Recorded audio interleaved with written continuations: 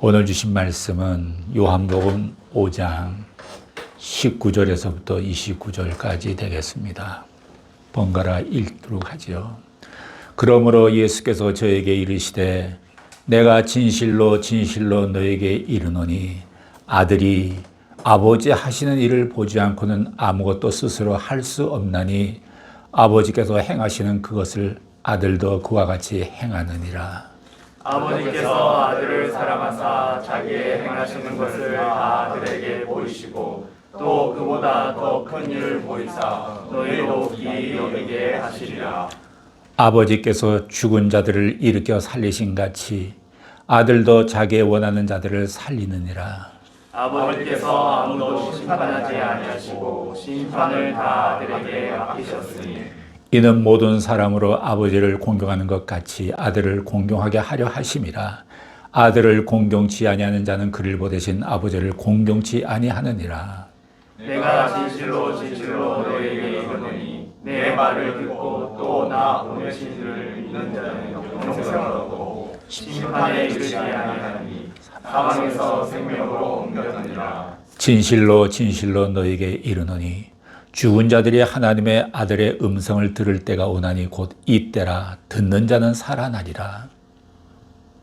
아버지께서 자기 속에 생명이 있음 같이 아들에게도 생명을 주어 그 속에 있게 하셨고 또 인자됨을 인하여 심판하는 권세를 주셨느니라. 이를 기이 여기지 말라. 무덤 속에 있는 자가 다 그의 음성을 들을 때가 오나니 29절 함께요. 시작. 선한 일을 행한 자는 생명의 부활로 악한 일을 행한 자는 심판의 부활로 나오리라. 아멘. 여러분들께서는 하나님을 마음으로 느끼고 계십니까?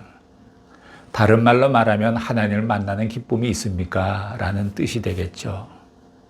말씀 속에서 하나님을 만날 수 있는 것이 축복입니다. 말씀 속에서 지혜를 배우고 순종을 배웁니다. 순종하는 자가 땅의 축복과 하늘의 축복을 누리게 됩니다. 하나님은 당신의 아버지이십니다. 우주의 만물의 주인이신 아버지가 생명까지 주셨는데 무엇을 더 아끼시겠습니까? 인간이 어리석어 받지를 못합니다. 지혜 없고 우매하고 주어도 갖지를 못합니다.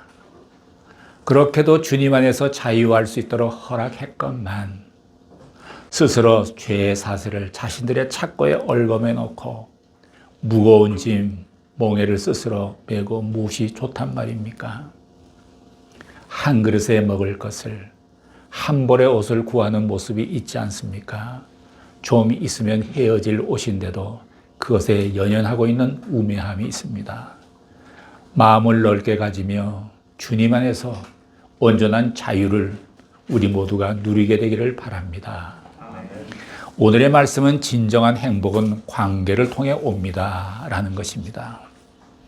우리는 누구와 관계를 맺느냐에 따라서 삶의 질이 달라질 수도 있고 행복해질 수도 있고 경우에 따라서는 불행해질 수도 있습니다. 우리는 인생을 살아가면서 수많은 사람들과 관계를 맺으며 살아갑니다. 관계를 무시하게 되면 고독하게 됩니다. 왜냐하면 소외될 수밖에 없기 때문입니다. 관계 중에서 가장 중요한 관계는 하나님과 나와의 관계입니다. 하나님과의 관계에서 멀어지면 두려움이 찾아옵니다. 예수님께서는 나는 하나님과 하나다라고 말해서 유대인들이 격분을 했습니다. 그들은 예수님의 주장에 대해서 한마디로 참람하도다라고 붕괴를 했습니다. 그러나 예수님은 나는 아버지와 하나라고 분명히 말씀하십니다. 아이덴티티로 하나라고 말하는 것이 아니라 아버지의 뜻이 내 뜻이라는 것으로 하나라는 표현을 사용한 것입니다. 예를 들어서 기업을 경영하는 아버지가 때가 되어서 아들에게 기업을 물려주었습니다. 그런데 그 아들이 아버지의 기업 방식, 기업 철학, 기업의 비전을 그대로 완전히 이어간다면 사람들은 그 아들은 그 아버지와 하나야 이렇게 말하지 않습니까? 뜻이 일치하고 있다는 점에서 하나인 것입니다. 그러나 유대인들은 예수님이 자기 스스로가 하나님이라고 주장하고 있다고 고소하고 있습니다. 19절을 보시겠습니다. 19절 시작. 그러므로 예수께서 저희에게 이르시되 내가 진실로 진실로 너희에게 이르노니 아들이 아버지의 하시는 일을 보지 않고는 아무것도 스스로 할 수 없나니 아버지께서 행하시는 그것을 아들도 그와 같이 행하느니라. 예수님께서는 자신이 하신 모든 일을 하나님 아버지께서 하신 일이라고 강조하십니다. 예수님이 알아서 스스로 하시지 않는다는 것입니다. 하나님과 예수님은 온전히 하나라는 뜻입니다. 아버지와 아들의 진정한 관계는 일치와 투명성입니다. 서로 숨기는 것이 없이 투명하고 맑은 관계입니다. 아버지의 뜻은 아들에게 원래대로 전달됨으로써 아무 차질 없이 그대로 진행됩니다. 요즘에 많은 아버지들이 자녀들과의 관계 유지에 실패하고 고심합니다. 물론 아버지를 존경하고 그의 뜻에 맞게 사는 자녀들도 있습니다. 하지만 사춘기를 지나면서 보편적으로 부모에게 반항하고 대드는 것이 우리 시대의 자녀들입니다.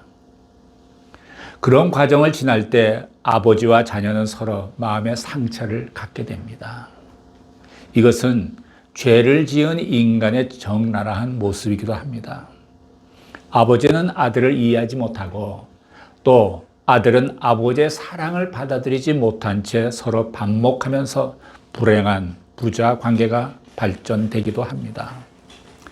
사랑을 받아들이지 않거나 전혀 사랑을 받지 못하고 자란 자녀는 마음속에 큰 구멍이 있습니다. 그 무엇으로도 채워지지 않는 블랙홀 같은 마음은 하나님의 사랑을 알게 될 때에 그리고 그 하나님의 사랑을 받아들일 때에 그 마음의 구멍은 메꾸어지기 시작합니다. 어느 청년이 예쁜 신부를 맞이해서 꿈에 그리던 가정을 만들었습니다. 그들은 맞벌이 부부로 열심히 살아왔습니다. 그런데 부인의 마음에 좀 더 열심히 해서 빨리 성공해야지 하는 야심이 너무 강했습니다. 그래서 그녀는 남편을 달달 볶았습니다. 더 벌어야 한다고. 자신도 더 공부해서 대학 교수가 되어보겠다고 악착같이 공부에 매달렸습니다. 그 남편이 아내에게 떠밀려서 낮에는 직장 생활하고 저녁에 끝나면 IT 쪽으로 자기 사업을 만들어서 열심히 돈을 벌었습니다. 새벽 1시, 2시에 되어야 집에 돌아오곤 했습니다. 얼마 동안 이런 생활을 하다 보니까 너무 힘들어 죽을 것 같더래요. 힘들다고 말하면 부인이 무슨 그런 약한 소리를 하느냐고 빨리 자리 잡고 성공해야 한다고 고삐를 늦추지 않고 남편을 몰아붙였습니다. 차츰 남편은 내가 무엇 때문에 사는지 투잡을 뛰면서 몸과 마음이 심할 대로 상할 대로 상했고 지칠 대로 지쳐서 더 나아가다가는 정말 내가 죽겠구나라는 생각이 들었습니다. 그래서 어느 날 이 남편은 아무 소식도 없이 집을 가출을 했습니다. 가출해버렸어요. 여러 날이 지나도 돌아오질 않았습니다.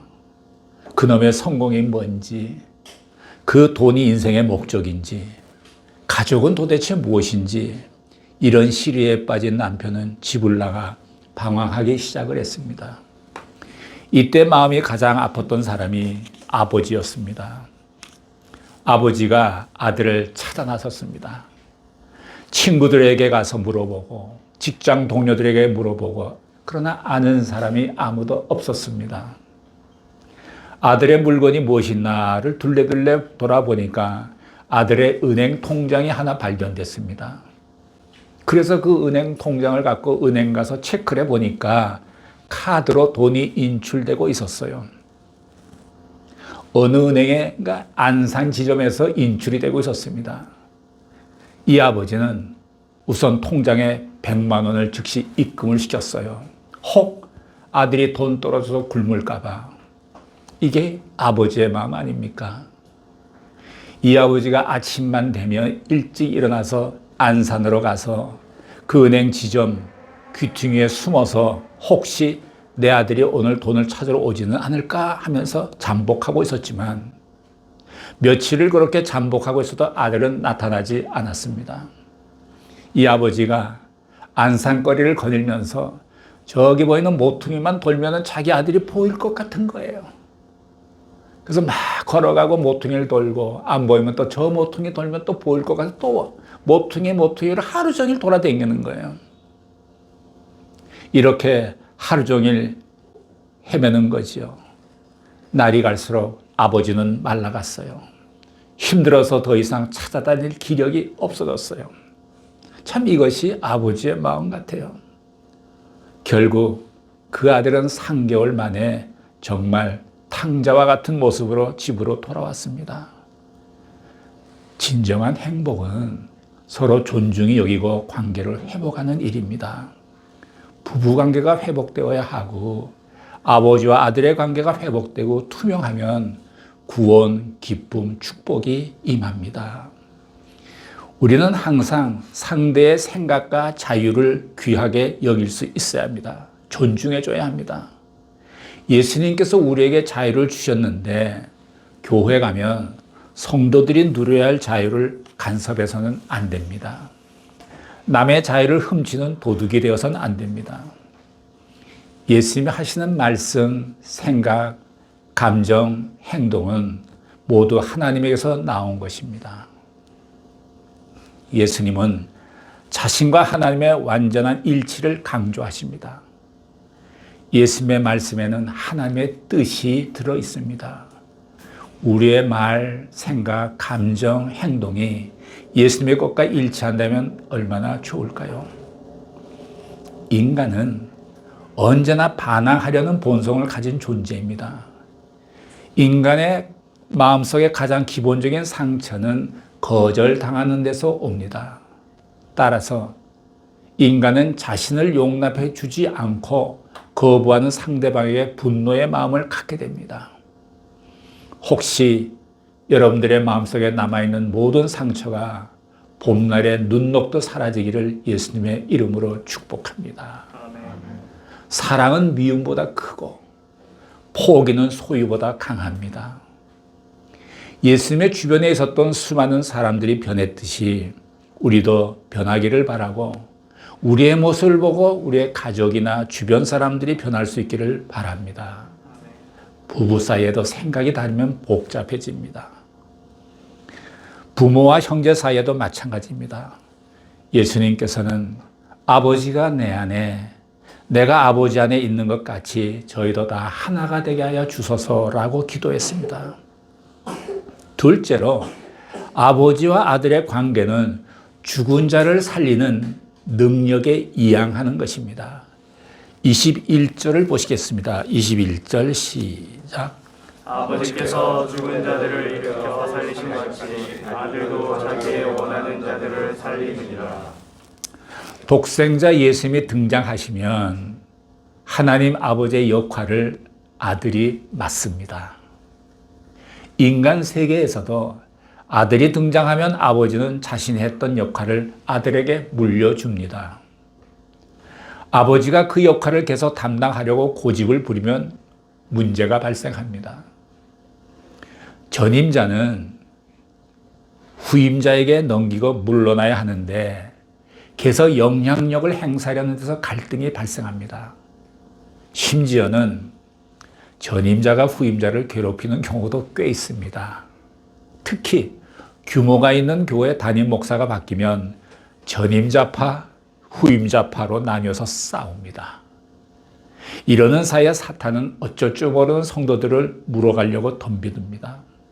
그들은 모두 싹군 목자가 아닐까 이런 생각이 들어요.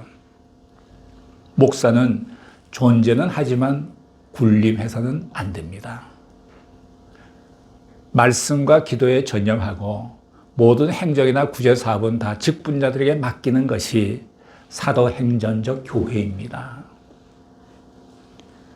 어느 노신사가 이런 말을 친구에게 하더라고요. 우리 집 앞으로 몇 날 못 살 것 같아. 멀지 않아서 우리가 천국 가면 천국 문에서 2가지 질문을 한다는데 그 질문에 대답을 잘해야 천국에 들어갈 수 있다네. 그래, 그 질문이 뭔가? 첫 번째 질문은 당신은 평생을 즐겁게 행복하게 살아왔는가? 그 친구가 가만히 한참 생각하더니 뭐 나 좀 그런 것 같네. 근데 두 번째 질문은 무엇인가? 두 번째 질문은 당신은 살아오면서 남을 즐겁게 행복하게 하며 살아왔나? 이 친구가 한참을 생각하더니 그건 좀 아닌 것 같은데 이렇게 대답했어요. 그러니 우리 이제 남은 인생이 얼마 남지 않았으니 이제부터는 남을 즐겁게 행복하게 하면서 살아가세. 뭐 이렇게 해서 대화가 끝났습니다. 이 질문대로 천국의 여부가 결정된다면 아마 그 전임자파, 후임자파는 다 천국문에서 쫓겨날 것 같아요. 천국 아니면 지옥 아니겠습니까? 천국 아니면 지옥이죠. 이게 농담 같은 이야기지만 말 속에 뼈가 있어요.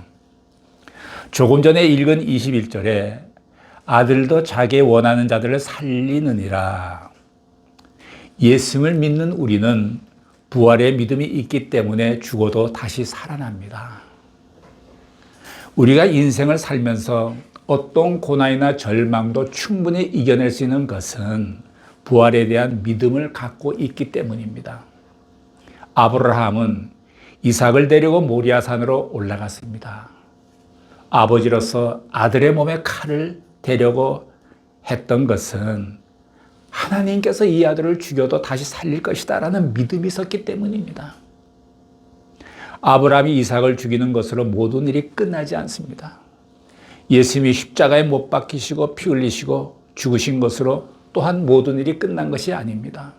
부활이 남아 있습니다.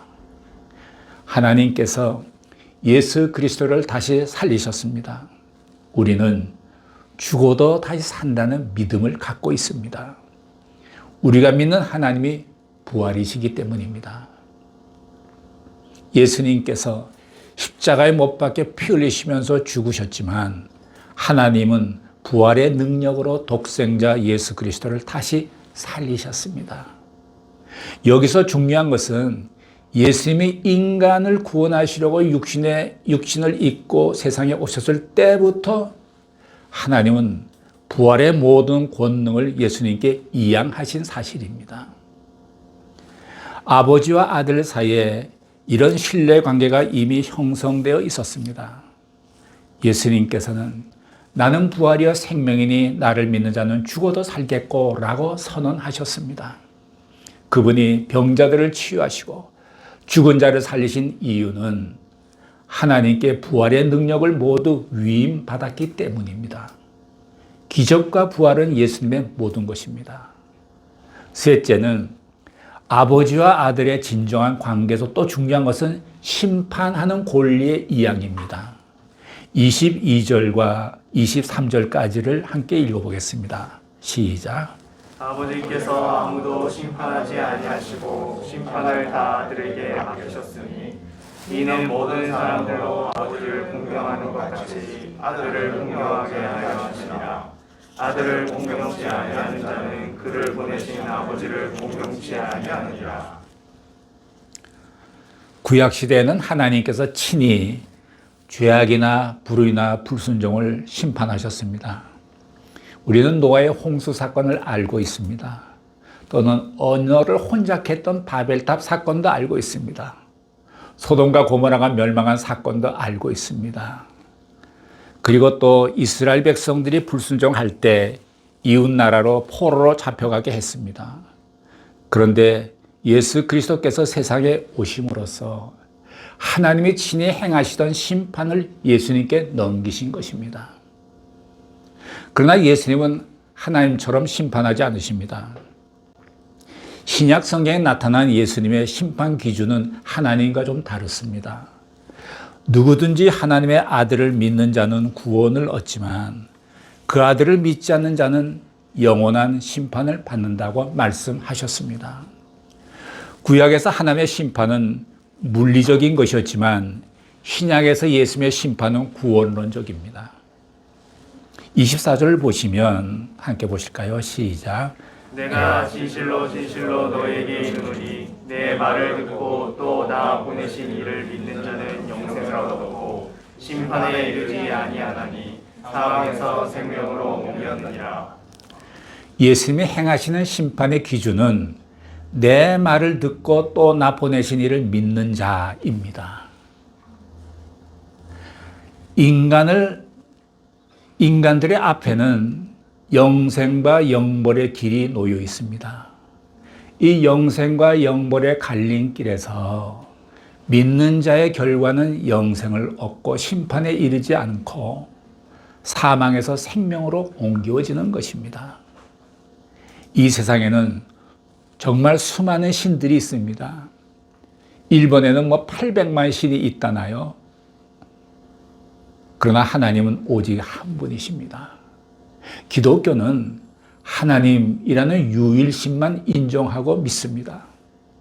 과거 역사를 보면 이것 때문에 기독교인들이 핍박을 많이 받았습니다. 다신교의 종을 다 인정하면서 하나님을 믿는다 하면 핍박받을 일이 별로 없습니다. 로마 황제도 신으로 여기고 섬기고 일제시대 때 신사 참배도 하면서 하나님을 믿노라면 별로 핍박받지 않습니다. 기독교는 유일신 사상이기 때문에 핍박이 옵니다. 예수님께서 아버지께서 내 안에 내가 아버지 안에 있는 것 같이 저희도 다 하나가 되어서 우리 안에 있게 하사 세상으로 아버지께서 나를 보내신 것을 믿게 하옵소서. 내게 주신 영광을 내가 저희에게 주었사오니 이는 우리가 하나 된 것 같이 저희도 하나 되게 하려 함이니이다 라고 선포하셨습니다. 예수님은 우리에게 세상에 나가 다른 사람들과 하나가 되기를 원하십니다. 하나님과 예수님이 아버지와 아들이 하나 된 것 같이 모든 그리스도인들이 하나 될 때 기쁨과 감동과 축복을 누리며 어떤 역경도 넉넉히 이겨하는 능력이 됩니다. 우리가 하나님 아버지라고 부르는 관계가 되지 않았습니까? 언젠가 제가 한번 이런 얘기를 했죠. 아이들이 3명이 모여서 노는데 한 아이가 갑자기 자기 집안 자랑을 하기 시작했습니다. 우리 아버지는 국회의원이야. 두 번째 아이가 말하기를 그래? 우리 아버지는 장관이야. 세 번째는 아버지가 회사 사라리맨이거든요. 교회 집사님이세요. 그러니까 세 번째가 좀 갈등하는 거예요. 어물어물하다가 셋째 아이가 이렇게 얘기했습니다. 우리 아버지는 하나님을 아버지라고 부르는 관계야. 대단한 영적 자부심 아닙니까?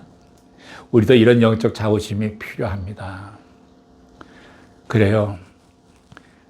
우리는 이러한 관계 속에서 기적의 삶을 살고 있는 것을 깨닫고 감사하며 살아가는 우리 모두가 되기를 예수님의 이름으로 축복합니다. 아멘. 기도하시겠습니다. 사랑하시는 하나님 아버지, 하나님과 예수님이 하나 되신 같이 우리들도 하나님과 그리고 우리 모두가 서로 하나 되게 하여 주시옵소서. 하나님을 아버지로 부르는 기적을 경험하며 살아가게 하옵소서. 예수님의 이름으로 기도를 드렸습니다. 아멘. 今日の日本語の短いメッセージは救われる道でございます。イエルサレムの女王の羊の門のそばにあるベデスダ池で発生した事件がありますね。イエス様が38年になった病者を癒された出来事は単純なことではありません。それは旧約の宗教、立法的な宗教を象徴的に見せてくださることでした。もう旧約の宗教が完全に終わったということを宣言することでした。旧約の宗教は律法を完全に守ること、行われることができれば救われると思いました。それは間違いありません。ですが、それを完璧に守る人は誰もありませんでした。ですから旧約の宗教は救いの問題を解決することができず、いつも渇きがありました。その渇きのためニコデモが夜中イエス様を訪ねてきましたね。イエス様は彼に言われました。人は生まれ変わらなければ神の国を見ることができませんとおっしゃいました。イエス様が38年間病者の人に起きて床を取り上げて歩きなさいと言われました。この言葉で旧約の宗教は終わり、生贄を支える行為も終わることになりました。生贄を支えることで人間の罪がなくなるのではありません。ただ、罪を一瞬覆うことであり、一瞬隠すことです。これが旧約の宗教です。人間の罪はイエス様の十字架の血潮に注がれるとき完全に痕跡も残らず現れ許され罪がなくなるのです。多くの人がこの質問をします。イエスを信じれば救われると言われるのに、イエス様が来られる前の多くの人々の救いはどうなりますか？私たち先祖たちはどうなりますか？ということですね。聖書ローマ書を見ると、この自然世界のすべてが順序よく動くのを見たら、人間の心の良心が創造主神の存在を否認することができないということです。人間といえば誰でも神の存在を認められます。私の先祖がイエスを知らず、ですが神を信じれば救われます。二つを信じることです。一つは神の存在を認めること。もう一つは神様の御心を何か全て分かりませんけど、私が分かりませんけど、神の御心を全部受け入れることです。喜んで無条件受け入れました。私は分かりませんでしたが、神様の御心の中に人間の罪の許しのため、一人子、イエスをこの地に送って十字架を通して血が流され、イエス様の血潮を通して罪人人間に救われる奥義がありました。私は分かりませんでしたが、神の御心を全部受け入れるというのは、結局イエス様の十字架の出来事を受け入れ信じることになります。ですからイエス様の前の時代の人々誰でも創造主神様を信じるなら救われます。もし誰かが神を信じてもイエスを分からなければ、イエスを信じなければ天国に入ることができないと言えば、天国じゃなければ地獄ですのに、神を信じて地獄に行くことになったという矛盾になります。大昔から誰でも神を信じると救われます。葛藤しないようにお願いします。祈ります。愛する天のお父様、イエス様の十字架の知識を分かる時代に生きることを感謝します。ですが、私たち先祖のためにも救われる道を開いてくださったことも感謝します。私たちみんなが美しい救いの通路として生きるよう導いてください。感謝します。イエス様の皆によって祈ります。アーメン。